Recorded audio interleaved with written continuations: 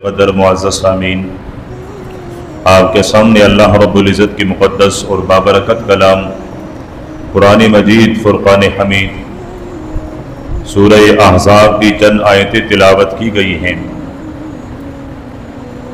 جس میں رب کائنات حبیب ارض و سماوات ساقی کوثر پیغمبر صلی اللہ علیہ وسلم کے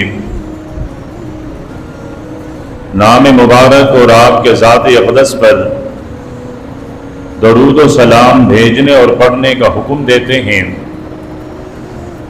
اور فرشتوں کا عمل بتاتے ہیں کہ وہ بھی حبیب پیغمبر کے نام مبارک پر درود بھیجا کرتے ہیں۔ اللہ اور اللہ کے رسول اور ایمان والوں کو ایذاء اور تکلیف دینے والوں کے لیے ذلت اور رسوائی کے عذاب سے ڈرایا گیا ہے۔ دنیا میں جس خطے میں بھی کوئی مسلمان آباد ہے تو وہ پیارے پیغمبر کے ساتھ محبت کا دعویٰ ضرور کرتا ہے کہ مجھے سب سے زیادہ اپنے رب سے محبت ہے، اور رب کے بعد بڑی کائنات میں مجھے اپنے پیغمبر سے محبت ہے۔ خواہ وہ مسلمان نماز نہ پڑھتا ہو، اس کے عمل نامے میں روزے، زکوٰۃ اور حج نہ ہوں، اس کا عمل نامہ بہت سارے حسنات اور نیکیوں سے خالی ہو،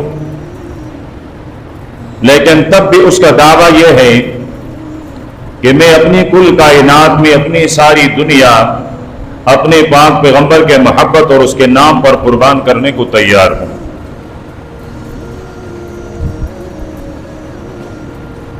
اب پہلی بات تو یہ ہے کہ محبت کہتے کس کو ہیں؟ محبت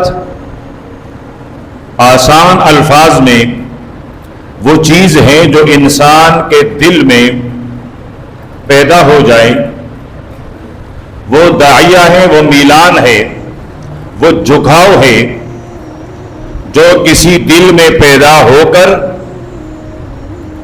وہ چیز خواہ انسان ہے، جاندار ہے، بے جان ہے، اسے پسند آئے، اسے محبوب، اسے اچھا لگے، اور جس سے یہ محبت، جس کی طرف یہ میلان جھکاؤ پیدا ہوا ہے، اس کے بغیر اس کو سکون، چین، آرام نہ آئے۔ یہ جو مادہ، یہ جو چیز دل میں پیدا ہوئی ہے، اسی کو محبت کہا جاتا ہے۔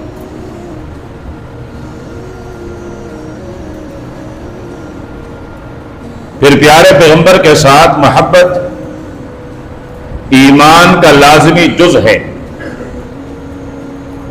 جب تک کوئی مسلمان میرے پیغمبر کا کلمہ پڑھے لیکن میرے پیغمبر سے محبت نہ رکھے تو اس کا ایمان نہیں ہے۔ اس ایمان پر، اس اقرار پر، اس تصدیق پر کل حشر کے میدان میں اس کو نجات اور خلاصی نہیں مل سکتی ہے، جب تک کہ پیارے پیغمبر کے ساتھ اس کے دل میں محبت کا جذبہ نہ ہو۔ اب ہمارا یہ دعویٰ تو ہے کہ ہمیں اپنے نبی سے محبت ہے، لیکن اس محبت کے دعوے تو ساری کائنات کرتے ہیں، لیکن اصل چیز ہے محبت کے تقاضوں کو پہچاننا، کہ ہمارا جو دعویٰ ہے کہ ہمیں اپنے نبی سے محبت ہے، ہمارے اس محبت کے دعوے کا تقاضا کیا ہے، محبت کا یہ دعویٰ ہم سے مانگتا کیا ہے، محبت کا یہ دعویٰ ہم سے مطالبہ کیا کرتا ہے۔ تو پہلے اس مطالبے کو سمجھنا اور پھر اس مطالبے پر پورا اترنا، یہ ہے محبت نبی، اور اس پر دنیا میں خوشی ملتی ہے اور آخرت میں نجات ملتا ہے۔ تو پیارے پیغمبر صلی اللہ علیہ وسلم کی محبت کے تقاضے بہت سارے ہیں، ان میں سے ایک تقاضا اللہ کے کلام قرآن پاک نے بیان فرمایا ہے جو پیارے پیغمبر علیہ الصلوۃ والسلام کی توقیر اور آپ کی عزت ہے. اللہ کے پیارے پیغمبر نے ارشاد فرمایا کہ جب تک میں تمہیں اپنی جانوں سے، اپنی اولاد سے، یہاں تک کہ ساری دنیا کی تمام چیزوں سے میں تمہیں محبوب نہ آؤں تو تمہارا ایمان مکمل نہیں ہے.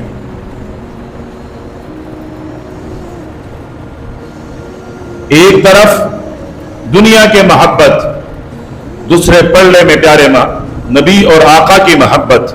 اگر آقا کی محبت دنیا والے محبت کے پلڑے سے باری ہے تو پھر تو یہ مومن ہے. ایک طرف والدین، اولاد، اپنی جان، مال، اپنی دنیا، اعزہ، دوست، رشتہ دار، ان سب کی محبت ترازو کے ایک پلڑے میں اور دوسرے پلڑے میں میرے نبی کی محبت ہے. اگر نبی کے محبت والا پلڑا جھک جائے، وہ وزنی ہو جائیں تو پھر ہم مومن ہیں. لیکن اگر اولاد کے محبت والا پلڑا باری ہو، اگر والدین والے محبت کا پلڑا باری ہو، اگر دوستوں کے محبت والا پلڑا باری ہو تو اب تک ایمان نامکمل ہے. اپنے کامل ایمان کی فکر ہونی چاہیے. تو ایمان کا پہلا تقاضا اور پیارے پیغمبر کے محبت کا پہلا تقاضا وہ پیارے پیغمبر کی عزت اور آپ کی نصرت اور آپ کی توقیر کرنا ہے. دوسرے نمبر پر پیارے پیغمبر کو جو نبوت اور رسالت کی نسبت ملی ہے، پیارے پیغمبر کو جو پیغمبری ملی ہے، اس رسالت اور پیغمبری والی نسبت کا احترام کرنا کہ اللہ کے پیارے پیغمبر میرا رہنما ہے، میرا مقتدا ہے. میری دنیا اور میری عقبہ وہ تب صحیح اور سالم بچ سکتی ہیں جب تک مجھے اپنے نبی سے محبت ہو. پیارے پیغمبر کی محبت کا تیسرا تقاضا وہ اللہ کے پیارے پیغمبر کے گھرانے سے، آپ کے ازواج مطہرات سے، آپ کی بنات بیٹیاں مبارک، آپ کے بیٹے، آپ کے نواسے نواسیاں، اہل بیت، ان تمام سے محبت رکھنا یہ میرے نبی کے محبت کا تقاضا ہے. جو نبی سے محبت کرے گا لازمی طور پر حضرت عثمان سے محبت کرے گا. جو نبی سے محبت کرے گا لازمی طور پر حضرت علی سے محبت کرے گا. جو میرے پیغمبر سے محبت کرے گا لازمی طور پر وہ حضرت عباس سے محبت کرے گا. جو میرے نبی سے محبت کرے گا وہ حضرت عبداللہ ابن عباس سے محبت کرے گا. جو میرے نبی سے محبت کرے گا وہ علی ابن العاص اور اسی طرح حضرت حسن، حسین، محسن، ان تمام صحابہ اور اہل بیت سے محبت کرے گا. تو تب جا کر اس کے اپنے نبی سے بھی محبت شمار ہوگی. ورنہ نبی سے تو محبت کا دعویٰ ہے اور نبی کے گھرانے سے بغض ہیں، آپ کی بیویوں پر تہمت ہیں، آپ کے بیویوں کے ساتھ حسد ہیں، آپ کے بیویوں پر الزام تراشی ہیں، آپ کے اہل بیت پر الزام تراشیاں ہیں. تو یہ صرف زبانی میرے حبیب کے محبت کا دعویٰ ہے، لیکن وہ محبت کے اصل جوہر سے خالی ہے. چوتھے نمبر پر دنیا کا قانون یہ ہے کہ جو انسان جس سے محبت کرتا ہے بار بار زبان پر اس کا نام لیتا ہے، ہمیشہ اس کا ذکر کرتا ہے، اس کا چلنے وہ پسند آتا ہے اس کا تذکرہ کرتا ہے، اس کا بیٹھنا پسند آتا ہے اس کے بیٹھنے کا تذکرہ کرتا ہے، اس کا چلنا پسند آتا ہے تو اس کے ناز بھرے قدم اٹھنے کو اس کا تذکرہ کرتا ہے. غرض وہ اٹھتے بیٹھتے ہر وقت ہر حالت میں اس کا محبوب اس کی آنکھوں کے سامنے ہوتا ہے. اس کی زندگی کا ہر تصور، ہر تصویر اس کے سامنے ہوتی ہے. تو جب کوئی مسلمان اپنے آقا سے محبت کا دعویٰ کرے گا تو پھر اس کی زبان پر بار بار نام آئے گا محمد.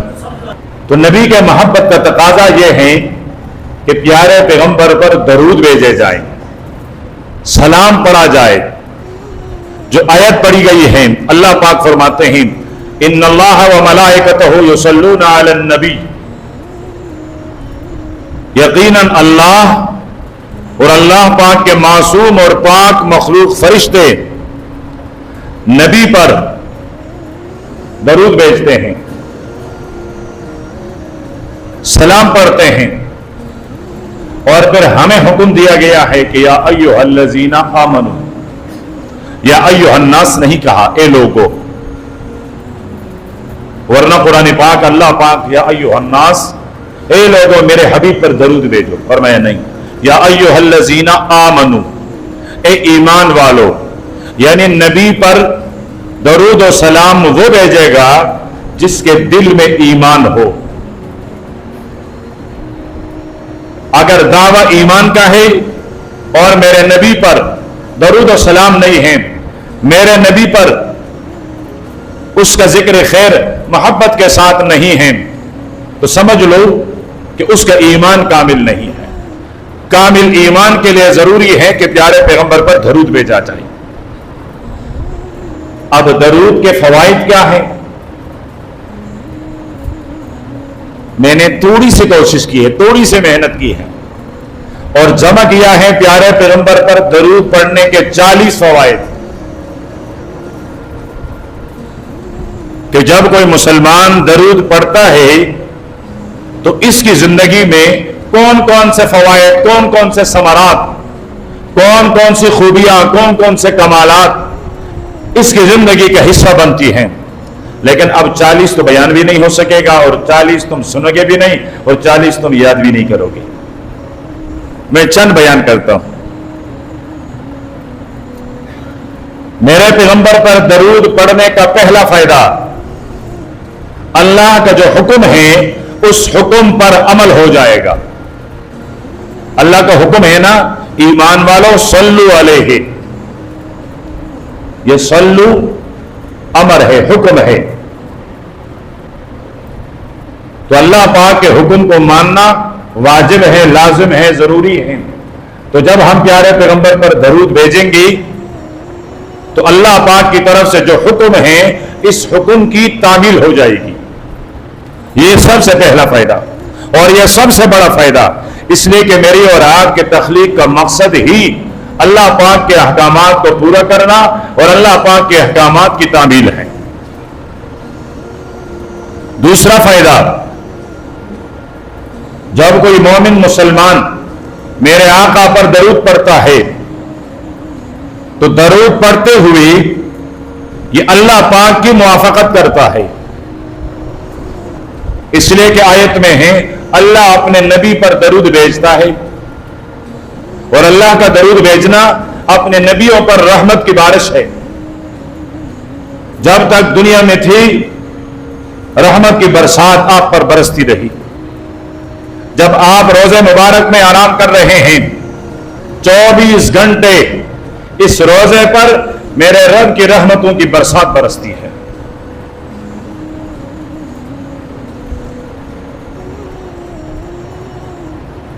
تو جب کوئی مسلمان درود پڑھے گا تو درود پڑھتا ہوا یہ اللہ پاک کے حکم کی تعمیل کرتا ہے، اور یہ اللہ پاک کا امر، اللہ پاک کا فعل، اللہ پاک کا کام بھی ہے اور اس بندے کا کام بھی ہے۔ تیسرا فائدہ، درود پڑھنے والا، درود بھیجنے والا فرشتوں کی موافقت کرتا ہے۔ قرآن پاک کی اسی آیت میں ہے وَمَلَائِكَتَهُ يُصَلُّونَ عَلَى النَّبِيِّ، کہ اللہ پاک کے معصوم مخلوق فرشتے وہ بھی میرے حبیب پر درود بھیجتے ہیں۔ فرشتے بھی درود پڑھتے ہیں۔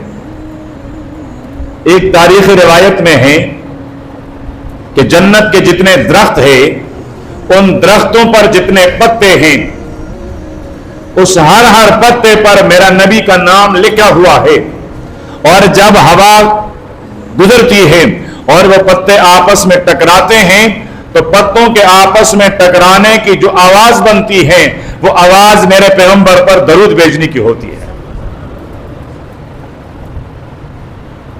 تو صرف فرشتے نہیں، जन्नत के दरख्तों के पत्ते भी मेरे हबीब पर दरूद भेजते हैं। तो फरिश्तों के साथ भी मुआफकत। चौथे नंबर पर, जब कोई मुसलमान दरूद भेजता है तो उसके एक दरूद पर, उसके एक सलाम पर उसके अमलनामे में 10 नेकियां लिखी जाती है। 10 नेकियां। आज तो नेकी की कदर नहीं है, आज पैसे की कदर है। लेकिन हश्र के मैदान में एक तरफ दुनिया का सारा खजाना होगा और उसके मुकाबिल में एक नेकी होगी, वो एक नेकी दुनिया भर के खजानों पर बारी होगी। तो दरूद पढ़ने वाले के अमलनामे में एक दरूद पर तब कोई मोमिन बंदा दरूद पढ़ता हुआ एक दफा कहता है अल्लाहुम्मा सल्ले अला मुहम्मद, तो अल्लाह पाक पढ़ने वाले के अमलनामे में 10 नेकियां लिख लेते हैं। अभी आपने एक दफा सल्लल्लाहु अलैहि वसल्लम बड़े मुश्किल से पढ़ा है, लेकिन आपके अमलनामे में 10 नेकियां लिख दी गई। अगला फायदा फरमाए, जब कोई मेरे आका पर एक दफा दरूद भेजता है, अल्लाह पाक उस आदमी पर 10 रहमतें नाजिल करते हैं। 10 रहमतें, 10 रहमतें पढ़ लो सल्लल्लाहु अलैहि वसल्लम। 10 रहमतें आप पर नाजिल हो गई। मेरे नबी ने जो फरमाया सच फरमाया। अगला फायदा फरमाया, जो मेरे आका पर एक दफा दरूद पढ़ता है तो जन्नत में उसके 10 दरजात ऊंचे हो जाते हैं, बुलंद हो जाते हैं। पढ़ लो, 10 दर्जे बुलंद हो गए। अगला फायदा, जो एक दफा मेरे नबी पे दरूद भेजता है उसके सय्यात में से, उसके गुनाहों में से, उसकी खता और लफ्ज़ों में से 10 गुनाह माफ कर दिए जाते हैं। 10 गुनाह माफ हो गए।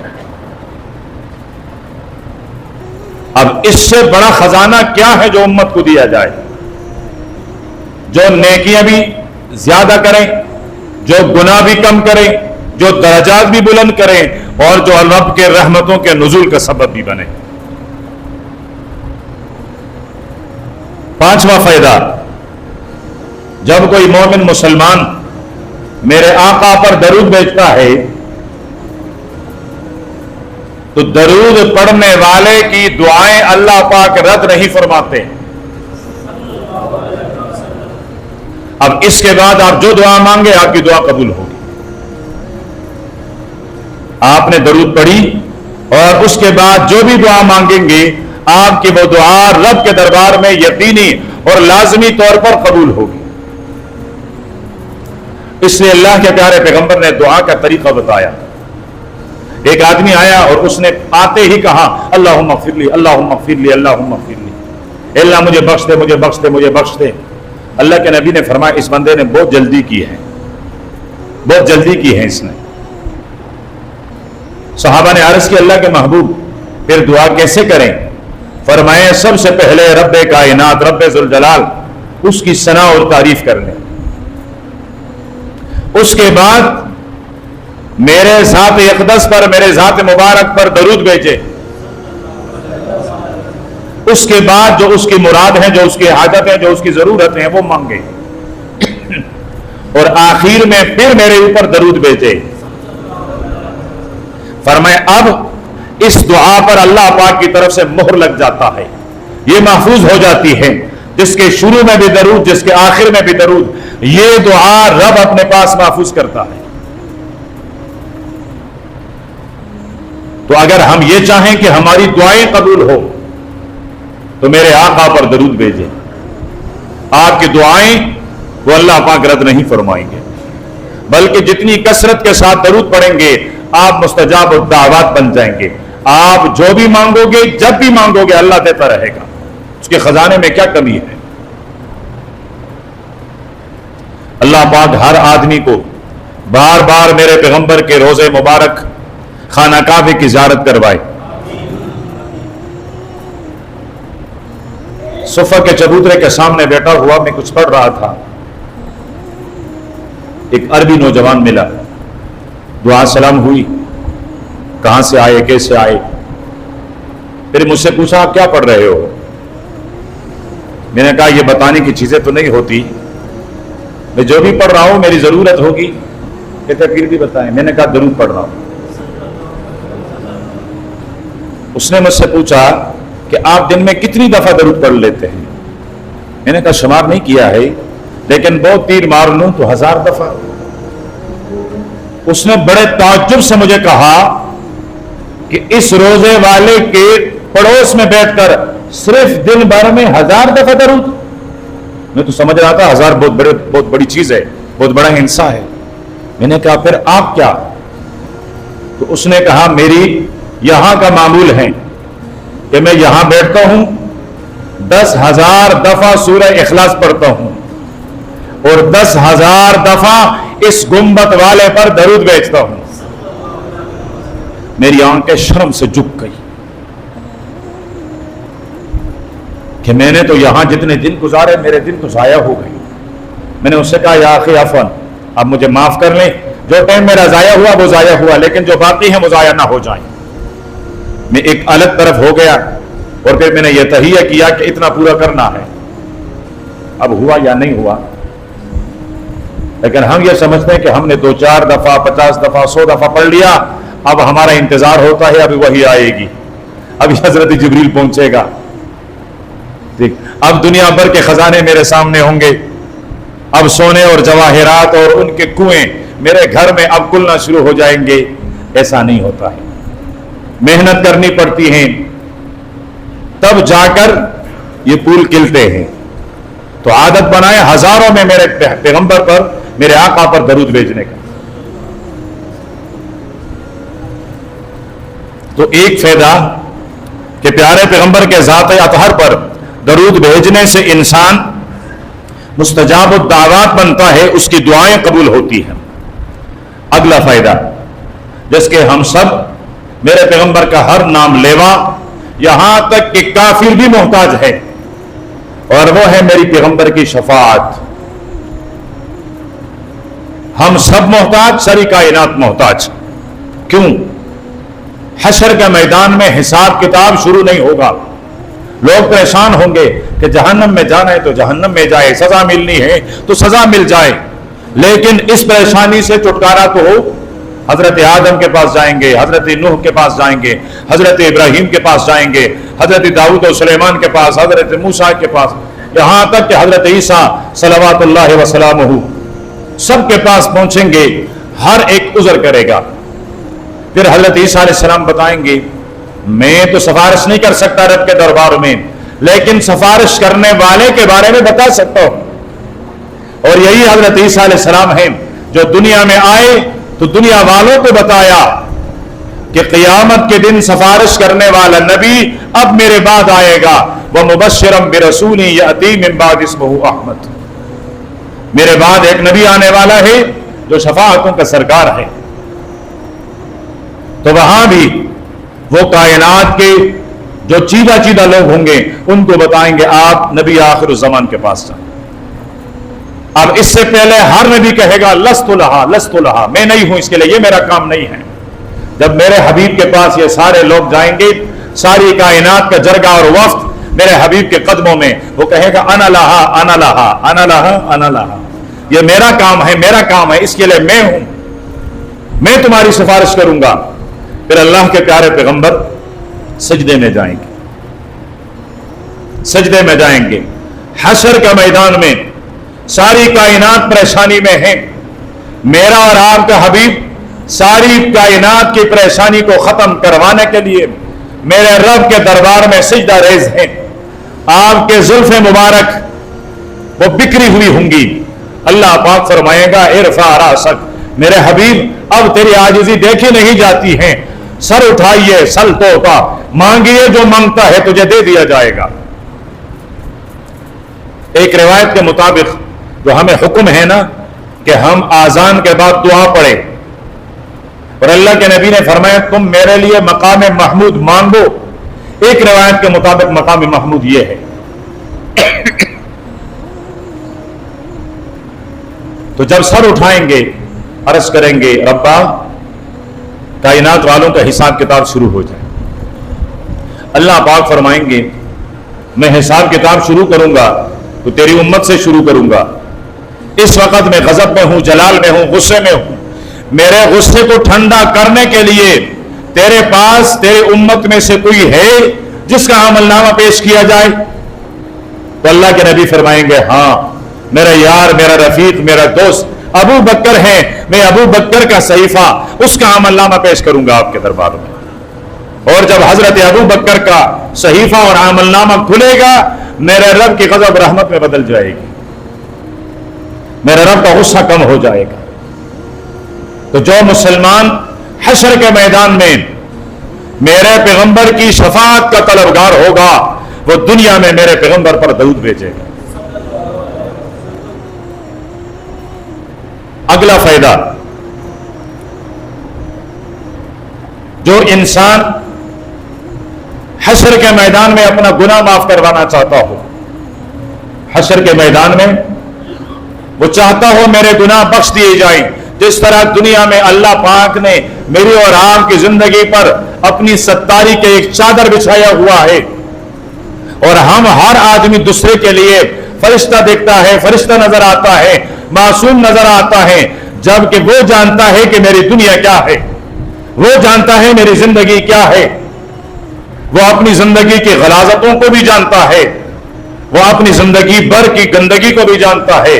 لیکن اللہ پاک نے اس پر ایک چادر بچھائی ہے, اس چادر میں اللہ پاک نے اس کے سراپے کو چھپایا ہے. تو جو انسان یہ چاہے کہ حشر کے میدان میں بھی برسر خلائق وہ رسوا نہ ہو, وہ ذلیل نہ ہو, اور اللہ پاک اس کے گناہوں کی بخشش کر دیں, تو وہ دنیا میں مال کمائے, دنیا کے لیے کوشش کریں, دنیا سے محبت کریں. کیا کریں؟ درود شریف, درود شریف, میرے آقا کے نام مبارک پر درود بھیجیں.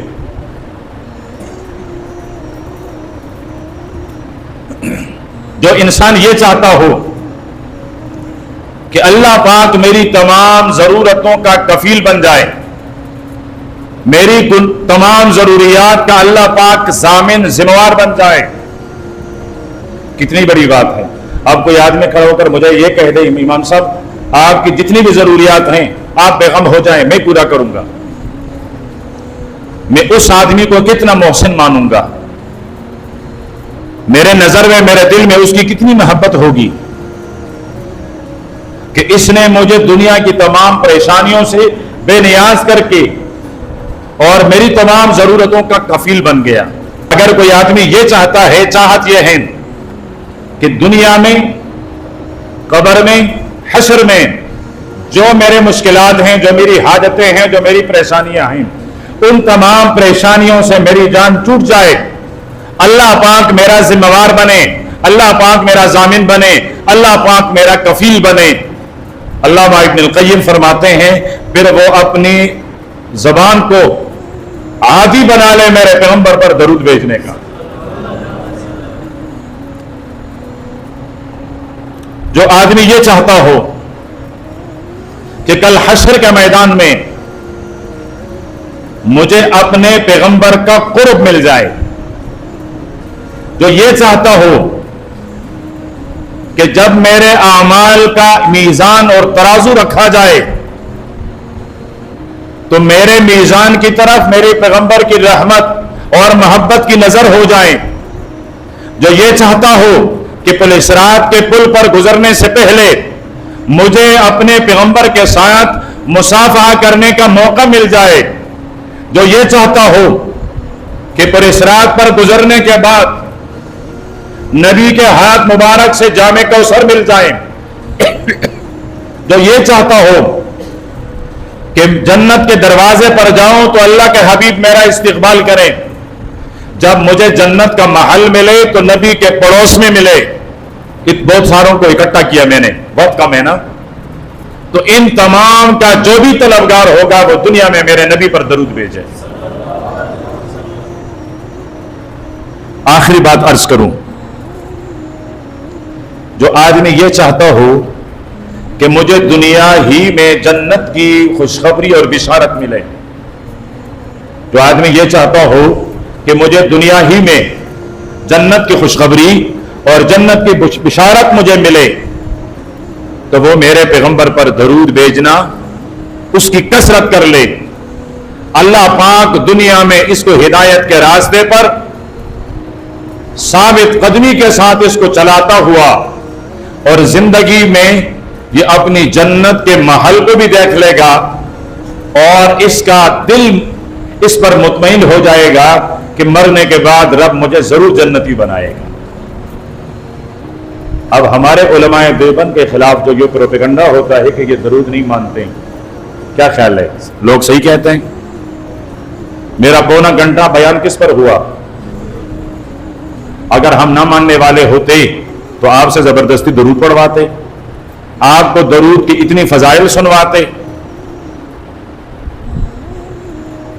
میں تو سمجھتا ہوں کہ رب کے بعد کائنات میں اگر کوئی ہستی اس قابل ہے کہ اس سے اپنے آپ کو چھوڑ لیا جائے،